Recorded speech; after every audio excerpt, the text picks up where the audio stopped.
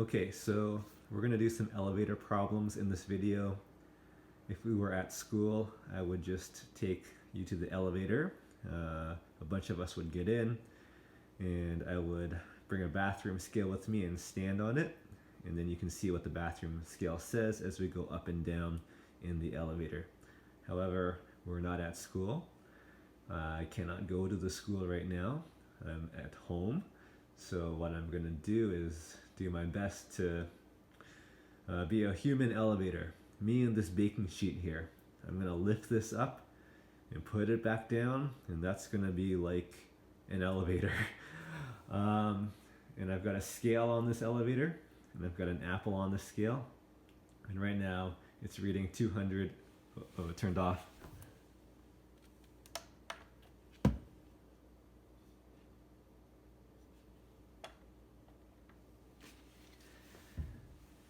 Okay, right now it's reading 206 grams for the apple. So what's gonna happen, like what's the scale gonna show as the elevator moves up and then as the elevator moves down? If we were at school, I'd have an elevator that would be able to go at constant velocity, which is really what I want. However, there's no way I'm coordinated enough to lift this up at a constant velocity and to put it back down at a constant velocity. But I'm going to do my very best, and let's just see if we can at least qualitatively figure out what should happen with the reading on the scale.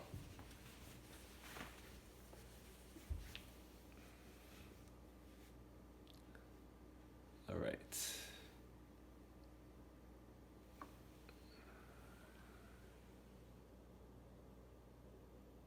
Okay, now I'll go back down.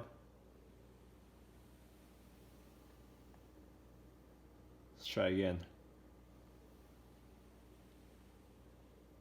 Well, that was pretty good. Now go back down. Oh, that was pretty good too. So I've taken that video, I cut out, or I took screenshots of some of the scenes there. I used the second lifting and falling because that one was a lot more smooth, I think, than the first one. So here are the numbers. So here is the tray at rest on the ground, not moving at all. And as you saw in the video, the scale read 206. Now, in this situation, as you know, when the object's at rest, the forces are balanced. So the normal force should equal the force of gravity right now. And what a scale reads, like a bathroom scale, or in this case, a kitchen scale, the scale is actually reporting back how much force it's applying on the object. So 206 is like a reading of how much force this kitchen scale is applying on the apple. Though now 206 is in grams with a kitchen scale, but we're going to pretend it's not in grams. We're just going to pretend that that's some kind of unit of force, 206, and it's equal to the force of gravity on the apple. Now, as I start to lift the tray, okay, so it went from rest, started at rest, and now it's starting to move upwards. So in order to start it moving upwards, I have to accelerate it. I have to make it speed up a little bit. And during that speed up, the scale went to 224. Okay, so that's higher than 206. It's higher than the force of gravity. Okay, so 206 is the force of gravity down, and 224 is now the normal force pushing up on the apple, and the normal force has to be bigger than gravity to make it accelerate upwards. Now this picture, it's still going upwards. However, it's now reached constant speed, or the best I could put it, to constant speed. And as you know, if an object's traveling at constant velocity, then forces should be balanced. That's Newton's first law. So the scale right now is reading 208, which is really close to the 206 from the very beginning. Okay, so the normal force is pretty much equal to the force of gravity. In the next picture, I said it's still on its way up. Okay, so I'm still lifting this tray. still trying to keep it at a constant velocity. And if I'm successful at keeping it at a constant velocity, then the normal force should balance out gravity. So there you see 205, pretty close to what it started out at. And what happens when I get almost to the top? Okay, when I'm reaching to the top of the elevator, well, then it's got to slow down, right? It's moving, moving, moving. It's got to slow down when it gets to the top. And that slowdown is actually an acceleration in the down direction. Okay, it's accelerating in the down direction. So this time the scale reads 190, which is less than the force of gravity, which makes sense because the force of gravity, 206 is down, and then 190 is up. So the downwards is going to win, and that's what causes it to accelerate downwards. So that'll slow down the tray or the elevator, but when it gets to the very top, now I'm just holding the tray there at rest.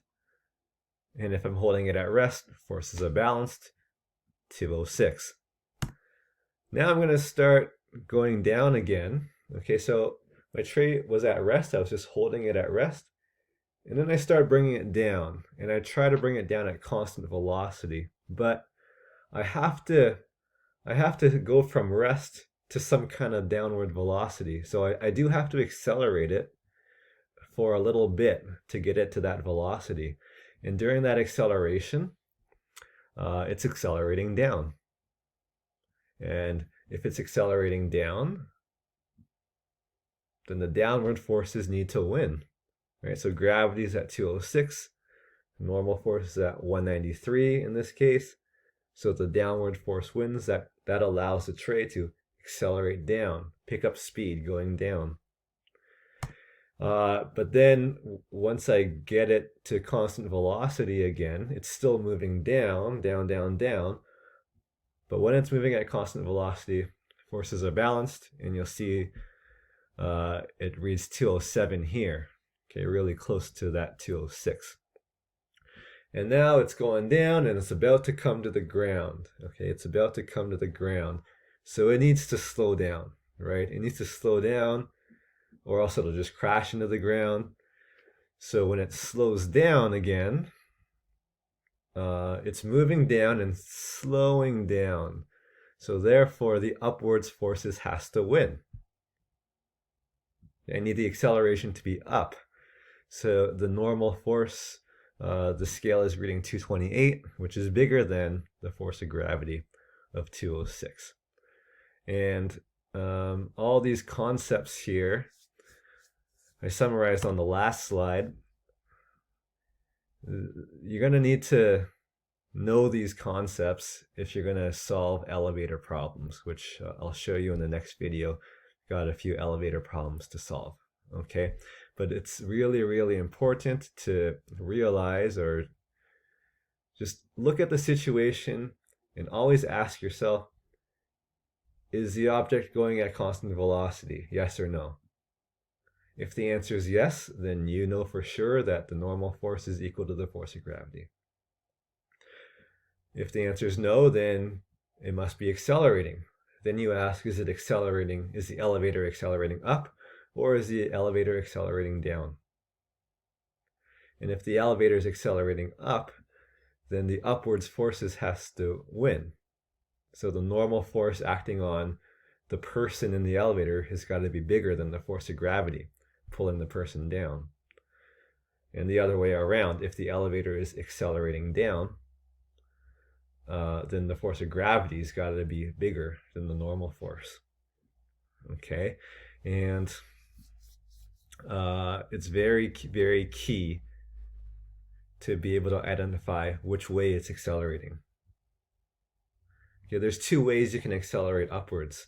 You can either start at rest and then speed up going up. That's accelerating upwards.